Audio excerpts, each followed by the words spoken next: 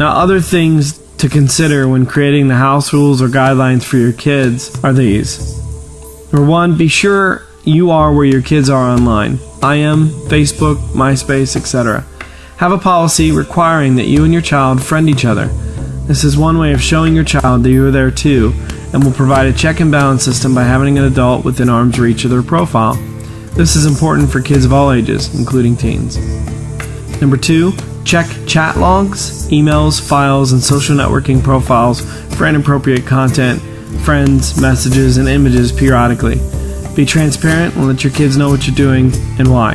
Now, along these lines, be sure to watch the next video. We're going to discuss this in more detail, and I've also got a really cool tool you can use to help you with this. Number 3, sign up for a DNS-based filtering tool such as WebFilter Pro or OpenDNS. If you go to our website, there's links to both of those sites which can get you started. But basically, these tools reroute your internet access through their servers and then filter out the inappropriate or malicious sites before they come into your home. These services actually make your internet connection a bit faster as well, while protecting you from harmful sites, so it seems like a win-win. And it's super cheap. In fact, OpenDNS is actually free. Number 4, show your kids you know how to use what they are using, and that you're willing to learn what you may not know how to do now. And number 5, for all ages, emphasize that everything sent over the internet or a cell phone can be shared with the entire world.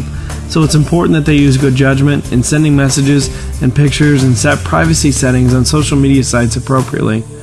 Along these lines, discuss with kids of every age what good judgment means and the consequences for poor judgment, ranging from minor punishment to possible legal action in the case of sexting or bullying. Also, remember to make a point of discouraging kids from gossiping, spreading rumors, bullying, or damaging someone's reputation using texting or other tools. And to keep kids safe, lock down your kids' privacy features for every social media site they're using. The more private, the less likely inappropriate material will be received by your child or sent to their circle of acquaintances. Lastly, it's important to explain the idea of permanence online. Even though you might be able to take down videos or posts or pictures on your social networking profiles, someone else can always capture them and bring them up later when you least expect it. College admission officers, as well as future bosses, are now looking at profiles. Explain to your children that the image you present online can be your image for life. On that note, I'll end this video with something I learned about after reading a post by John Trent, PhD, from a company you'll learn more about soon. More on that in the next video. Here's what he says. Many times as parents, we fall back on words when we need to give them a picture that can appeal to their heart. How? Tell them you're going to do a little experiment. You get 2 large clear plastic cups or glasses. You fill each one about 3/4 full with clean water. Now go outside and fill up another cup with dirt, leaves, and rocks. Now explain that their online reputation and profiles is permanent and highly visible, and that anything that goes up there is either going to strengthen or weaken their reputation, or said another way, it's going to purify or dirty the water that is their digital life. Give them examples of things they shouldn't be doing online, like cursing, publishing, or allowing others to publish unflattering or revealing pictures or videos, bullying, or being disrespectful. A host of other things can be talked about here. Now, as you say each one, pour some of the dirt and leaves into one of the cups of clean water. Now have your child mix up the dirt and leaves, and ask them which glass, if they saw it for the first time, they'd want to drink out of. The glass of clean water, or the one that's full of crummy things. That's pretty obvious, of course. And then share with your son or daughter how all the good schools that they want to get into, how all the top jobs that they'll want to apply for one day, how the people who they might be interested in being their friends who they haven't met yet, all of them will one day be looking at their life through their social network record, just like they're looking at those dirty and clean glasses.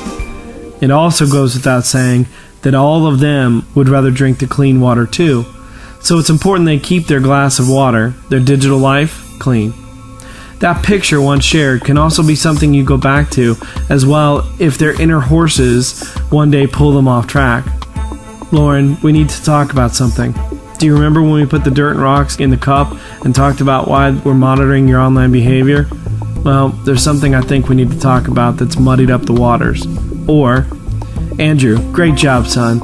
I've been monitoring your social accounts, and I wanted you to know how proud I am of you for keeping things positive on your social networking sites. That's going to help you now and down the road. You see, a picture can be worth 1,000 words to correct or praise your child. I heard that word picture, and I just thought it was a great way for parents to get real with their kids, to show them, and then to have something to refer back to. So now that you've set the house rules and had the age-appropriate discussions, you need to create a strategy for monitoring your kids' online social media use, and be sure to follow through. Now, if you don't know how to do this, don't worry. Next video will walk you through that methodology step by step. We're literally going to hold your hand and teach you. Till then, this has been Jason Kepi with IntelliCore In Touch. Your answers, your peace of mind.